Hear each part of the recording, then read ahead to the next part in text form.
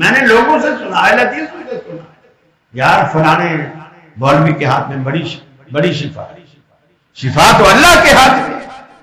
آپ کی توحید کہاں گئی؟ آپ کا عقیدہ کہاں گیا؟ ان اللہ علی کل شیء قدیر کہاں گیا؟ یہ بظاہر چھوٹی برائی ہے، پھر ہم کہتے ہیں پریشانیاں کیوں آتی، مصیبتیں کیوں آتی؟ عقیدے ہم گندے کیے بیٹھے ہیں، عمل ہم گندا کیے بیٹھے ہیں۔ میرے بھائی، اہل حدیث بھی جیسے مسلمان ہونا اور ہے اور کہلوانا اور، ایسے اہل حدیث ہونا اور ہے اور کہلوانا اور۔ ہم سب کہلوا رہے ہیں نہیں، ہم نے یہ سمجھ رکھا ہے کہ صرف ہاتھ سینے پر باندھنا، رفع الیدین کرنا اور پھر امام کے پیچھے کہنا آمین اور ٹانگیں چوڑی کر لینا، اس کا نام ہے حدیث۔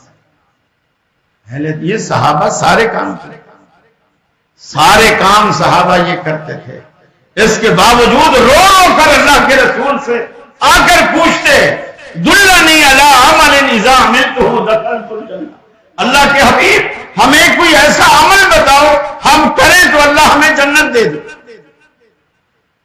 کیا ان کی نمازیں، ان کا جہاد، ان کے روزے، ان کی قربانیاں جنت پہ جانے کے لیے کافی نہیں تھی؟